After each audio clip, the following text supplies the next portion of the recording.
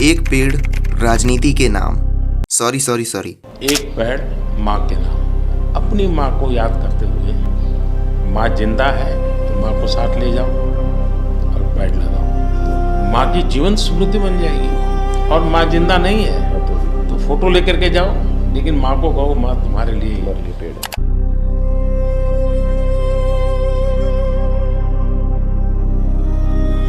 एक पेड़ माँ के नाम। मैं कंफ्यूज्ड हूँ क्योंकि एक तरफ मंचों से भाषण होते हैं कि पेड़ लगाओ पर्यावरण बचाओ, करोड़ों की लागत से इवेंट होते हैं, लेकिन दूसरी तरफ जो कुदरती फेफड़े हमें मुफ्त में ऑक्सीजन दे रहे हैं, उन पहाड़ों को डायनामाइट से उड़ाया जा रहा है।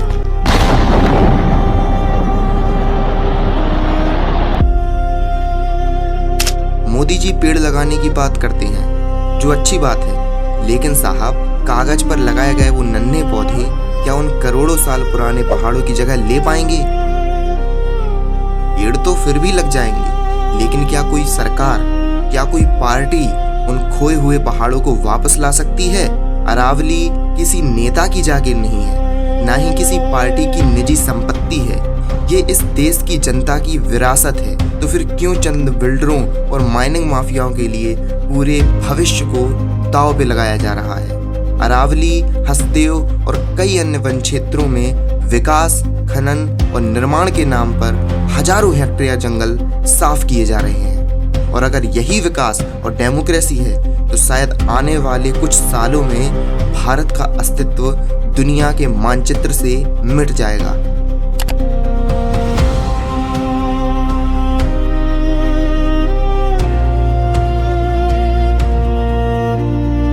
उत्तरकाशी से गंगोत्री के बीच चारधाम यात्रा वाले रूट के चौड़ीकरण का काम चल रहा है। इसके लिए रास्ते में आ रहे 6000 पेड़ों को काटा जाना है।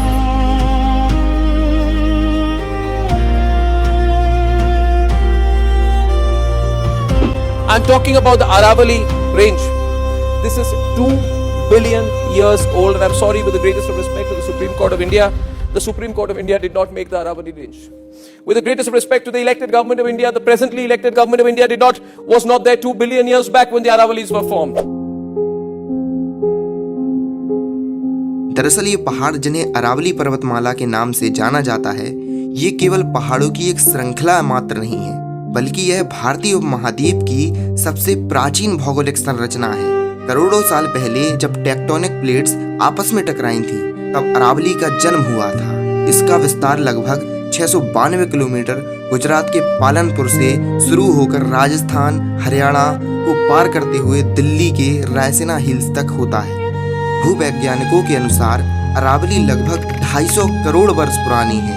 यह हिमालय से भी पुराना अस्तित्व रखती है। एक समय में यह हिमालय से भी ऊंचा हुआ करती थी, लेकिन लाखों वर्षों के कटाव और विकास की अंधी आंधी ने इसे आज इस स्थिति में लाकर खड़ा कर दिया है। दोस्तों, अरावली केवल एक पहाड़ मात्र नहीं है। अरावली को उत्तर भारत की जीवन रेखा कहते हैं और इसके 4 बड़े कारण हैं: जल सुरक्षा, रेगिस्तान पर लगाम, शुद्ध हवा, खनिज संपदा। अरावली एक प्राकृतिक स्पंज की तरह काम करती है। यह मानसून की बारिश को रोककर जमीन के नीचे पानी को रिचार्ज करती है तथा दिल्ली, गुरुग्राम और फरीदाबाद का भूजल स्तर इसी पर टिका हुआ है। यह थार मरुस्थल से आने वाली रेत को राजस्थान, हरियाणा, दिल्ली व पश्चिमी उत्तर प्रदेश में जाने से रोकती है। घने जंगलों के माध्यम से भारी मात्रा में ऑक्सीजन पैदा करती है व हवा को शुद्ध करती है। यहाँ तांबा, जस्ता, सीसा और कीमती पत्थर जैसे मार्बल और ग्रेनाइट प्रचुर मात्रा में मिलते हैं। यही इसकी खूबसूरती भी है और इसके विनाश का कारण भी। क्या आपने कभी सोचा है कि पहाड़ भी गायब होते होंगे? जी हाँ, पहाड़ गायब होते हैं।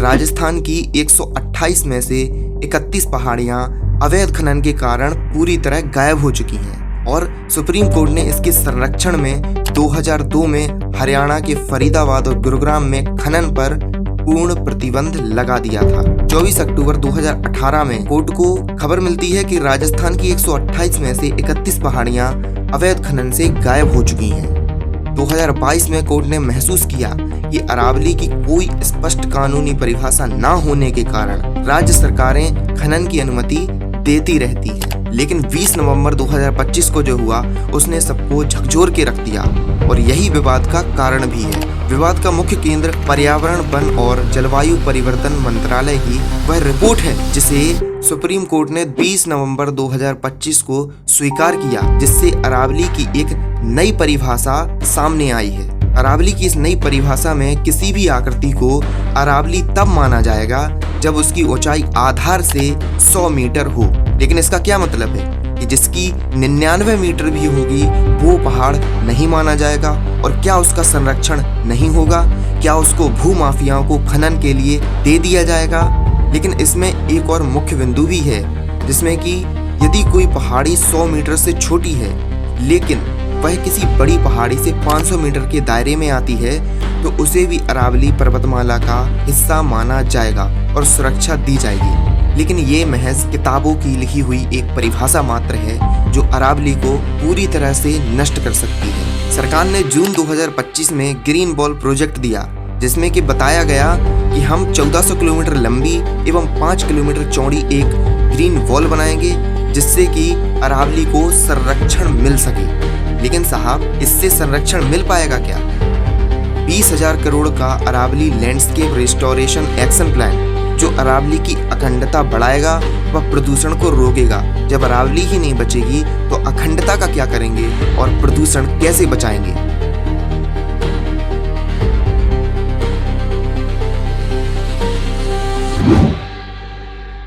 सरकार कहती है हम ग्रेट ग्रीन वॉल बनाएंगे, बहुत खूब, लेकिन जो बना बनाया किला है पहले उसे तो बचा लीजिए। अरावली को 100 मीटर से कम की 100 फीट से कम की जो पहाड़ियां हैं उनको हटाने की बात की गई है। एज ए एनवायरमेंट मिनिस्टर आपका क्या टेक है? क्या अरावली क्लीन होनी चाहिए? क्या अरावली में माइनिंग होनी चाहिए? बहुत अच्छा प्रश्न पूछा है मंत्री जी। तो इस माइनिंग समय होनी चाहिए कि सुनो नहीं सर, होनी चाहिए? नहीं होनी चाहिए, नहीं होनी चाहिए ना, बिल्कुल नहीं होनी चाहिए, ऐसा भी नहीं होना चाहिए। हाँ। क्या 90 मीटर का पहाड़ पहाड़ नहीं होता? क्या उसकी हरियाली, उसका पानी, उसका वजूद मायने नहीं रखता? ये परिभाषा किसके फायदे के लिए है? पर्यावरण के लिए या माइनिंग माफियाओं के लिए? आज हम चुप हैं क्योंकि हमारे घर सुरक्षित हैं, लेकिन याद रखिए जब अरावली की ये ढाल पूरी तरह टूट जाएगी तो थार रेगिस्तान की धूल आपके बेडरूम तक पहुंचेगी। जब पानी का स्तर पाताल में चला जाएगा तब क्या सरकारें आपको बोतलों में ऑक्सीजन और पानी बांटेंगी? क्या हम इतने लाचार हो गए हैं कि अपनी धरोहर को नीलाम होने दें? आज सवाल पूछना होगा कि क्या विकास का मतलब सिर्फ कंक्रीट के ऊंचे ऊंचे ढांचे हैं? क्या अगली पीढ़ी को हम सिर्फ धूल और धुआं विरासत में देकर जाएंगे? साथियों, अगर अरावली नहीं बचा तो रेगिस्तान का हमला होगा, जिससे कि पूरा उत्तर भारत रेगिस्तान के रूप में बदल जाएगा। जल का संकट होगा क्योंकि जब पानी का रिचार्ज ही नहीं होगा दिल्ली एनसीआर पूरी तरह से एक ड्राई जोन बन सकता है। तापमान में वृद्धि होगी, वन्य जीवों का पलायन हो जाएगा क्योंकि जंगल ही उनका घर होता है, और जंगल ही नहीं बचा तो कैसा घर? बाढ़ का खतरा बढ़ेगा, भारत की धरोहर नष्ट हो जाएगी। दोस्तों, आज तक हम ज्योग्राफी में अरावली को अपने इतिहास के रूप में पढ़ते आए हैं और आज वो दिन है कि जब अरावली ही नहीं रहेगा। दोस्तों, सरकार ने इस पर स्टे लगा दी है, लेकिन क्या इसकी गारंटी है कि आगे इस स्टे को बरकरार रखा जाएगा? दोस्तों, संविधान के अनुच्छेद 48 में कहा गया है कि राज्य का कर्तव्य है कि वह पर्यावरण की रक्षा करे। 51 में कहा गया है कि नागरिकों का मौलिक कर्तव्य है कि वे वनों और वन्य जीवों की रक्षा करें। और एहतियात सिद्धांत, इसमें सुप्रीम कोर्ट अक्सर इस सिद्धांत का उपयोग करता है कि यदि पर्यावरण को नुकसान होने का खतरा है तो विकास के कार्यों को रोकना चाहिए। लेकिन सुप्रीम कोर्ट और सरकारें कहती हैं कि जब तक खनिज और बाकी चीजें हमें मिल रही हैं तब तक अरावली को काटते रहो।